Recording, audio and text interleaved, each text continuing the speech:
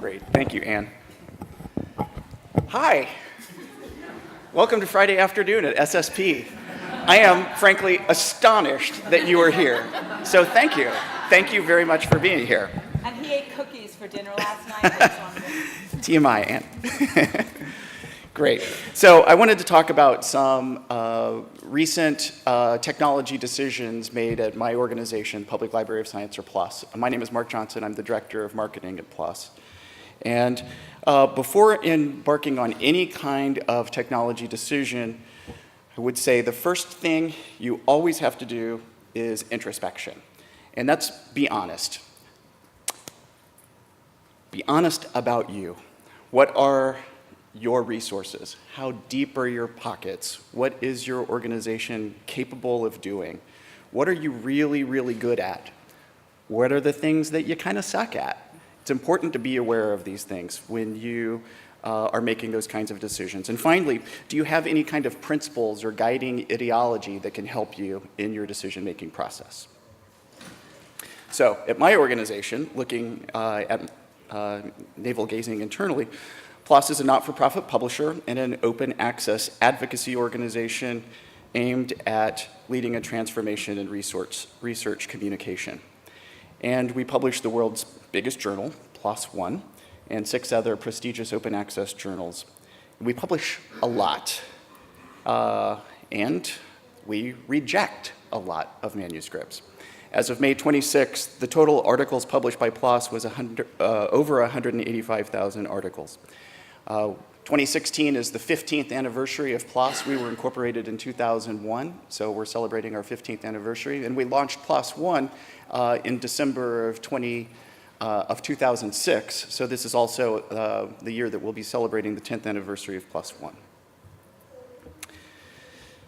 But in addition to being an advocacy organization and a publisher, we're also a bit of a technology company. We reinvest revenues to develop new innovations in scientific communications, including new technology that we feel can remove barriers and be of great benefit to authors, reviewers, editors, and readers. Before we do anything, we ask, how does this help the researcher? How does this help the research community? So one of the areas where we have invested in technology is in article-level metrics, which provide the author data specific to their article. As a signer of DORA, we feel it's inappropriate to use journal-level metrics as a signifier of the quality of a journal, that it's much better for a researcher to use data specific to their particular publication when they are going up for tenure, promotions, grant requests, etc.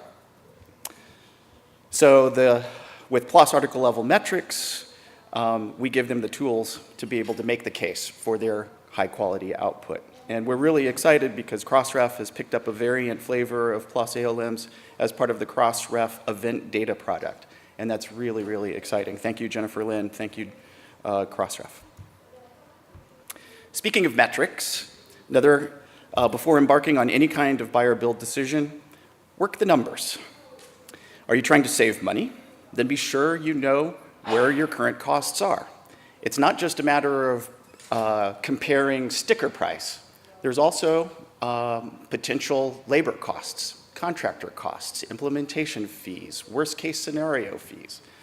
Be really, really aware of what the costs are. In the case of PLOS, we have an excellent Chief Financial Officer, Richard Hewitt, and his team in finance assist the department heads in doing the kind of modeling around the costs. Whenever we're considering new technology developments or workflow changes, we work closely with the finance folks so that we're not just comparing price tags, but we're including things like staff labor, contracts, fees, etc. So our approach to technology. Can we use open source to manage in-house faster and cheaper? If we can, then great, we'll go for it. Let's do it open source. But if not, we don't have a problem with using off-the-shelf solutions or turnkey solutions. We use them every single day. For example, we use Microsoft Office 365, Adobe Creative Suite, Atlassian, Jira, and Confluence, Trello, all kinds of tools. We use those every day. We want to revolutionize science communication, not word processing. But when we need a custom solution, we have the chops to actually provide that kind of solution in-house.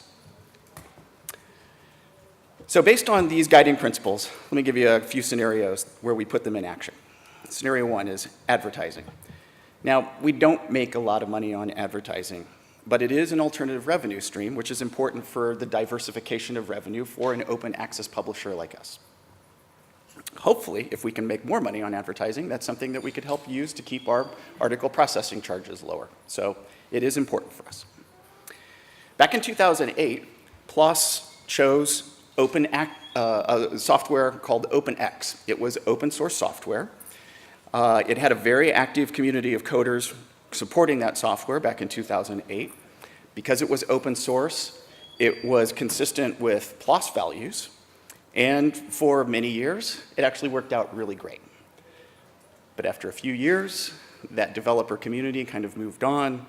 It stopped being actively supported, and the software just kind of sat there. In February of 2016, PLOS made a massive migration of our data storage facility. We had all of our website content and et cetera hosted on a data center in the peninsula in the San Francisco Bay Area. And in February of this year, we moved everything to a new data facility in San Francisco. And as part of that relocation, some of our advertising functionality kind of stopped working. We were no longer able to serve ads using geo-targeting. I don't know how many of you deal with advertisers. That's kind of a problem if you can't serve the ads to the people that are the intended recipients of the ads. So we reevaluated the situation. We looked for other open source solutions. We didn't really find any that were available. We looked at other paid packages, other off-the-shelf products, and we selected Google's DoubleClick for Publishers Small Business. That's the free version of their enterprise DoubleClick product. And the way it works is you have to sign some contracts with Google that says you would be willing to use AdWords or their open exchange advertising solutions. Here's how that kind of revenue split would work. If you agree to that, then we'll give you the DoubleClick software for free. So we signed those contracts, and about 8 weeks of time, we got up and running with DoubleClick on our sites. And we're really, really pleased with it so far. So the lessons learned on advertising. We're not a special snowflake. We don't need any kind of custom solution for advertising, so something off the shelf is perfectly fine for us. Second lesson is that circumstances change, and what may be the right solution for you right now may change over time, and you have to be flexible about that. Third thing is that just because something is free doesn't mean that there's no cost. And we had probably about 12 people involved in the launch of DoubleClick. So you had 12 people working at least part-time over a 2-month period. So that's a fairly significant staff outlay for that free solution. And finally, last point is pick your partners carefully. So we had kind of an open source advertising software community that were our partners. Now we have a partner in terms of Google. I think they know a thing or two about advertising, so we're pretty comfortable with that decision. Second scenario, manuscript submission and peer review system. Show of hands, how many of you are publishers and love your manuscript system? Yeah! There are a few people. All right, good. I'm really glad for you guys. How many have a manuscript system they use? How many of you have a manuscript system that you're not particularly willing to say that you love?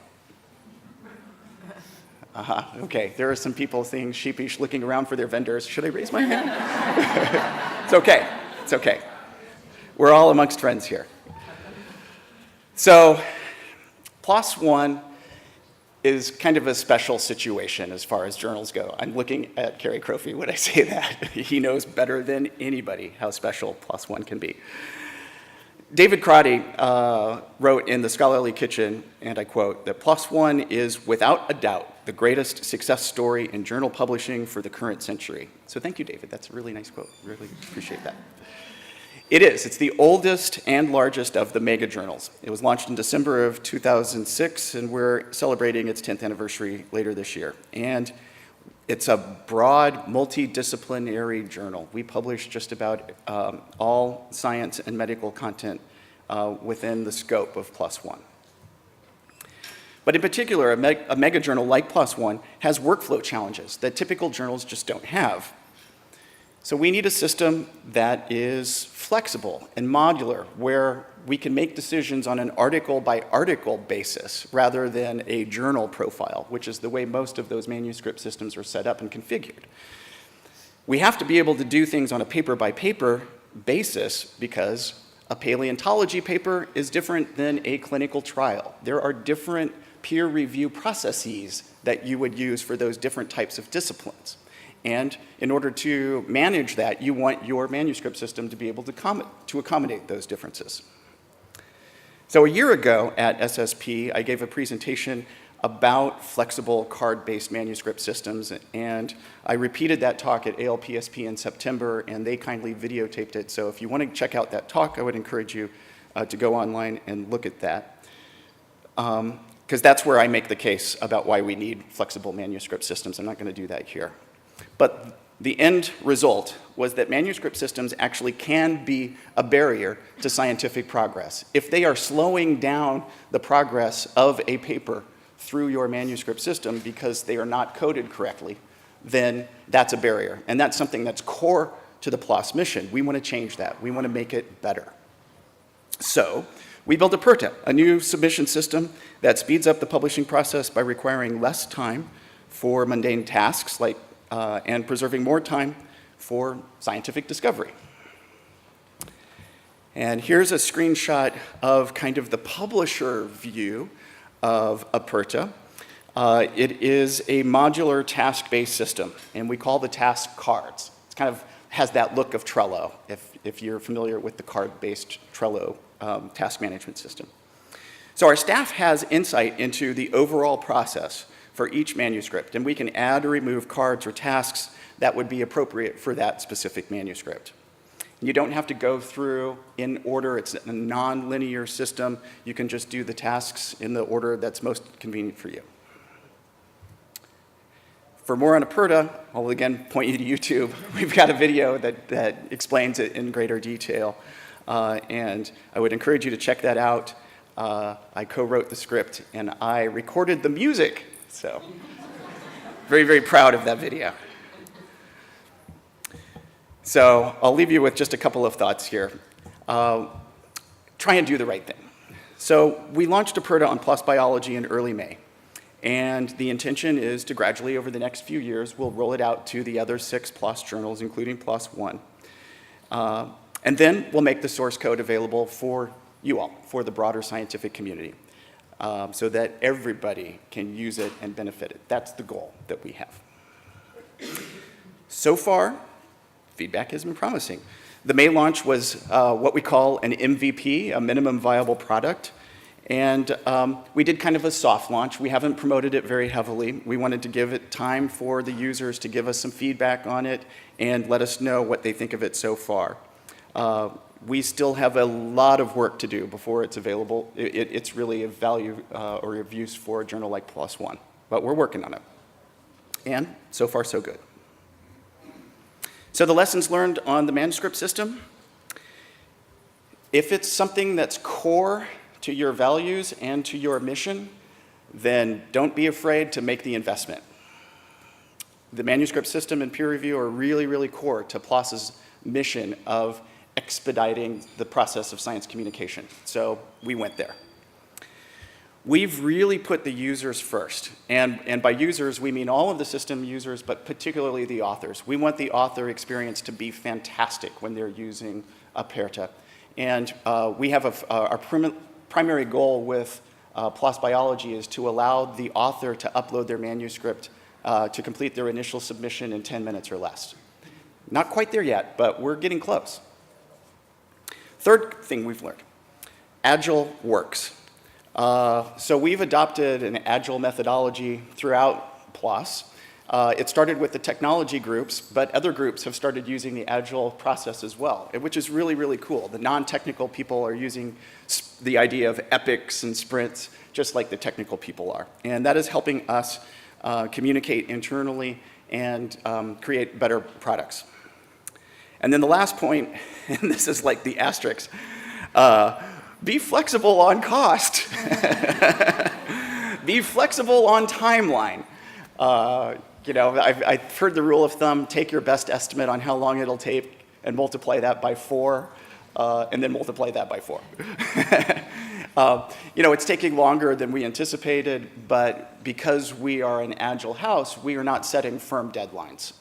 So we haven't really missed any of our target deadlines, but that's because we haven't really set those kind of deadlines.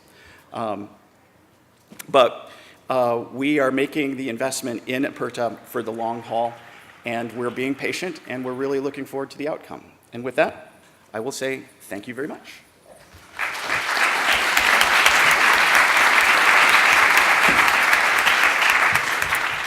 There are some seats in the front if some of you want to come down. And while I change slides, do maybe take one question for Mark. Does anybody have a question for Mark?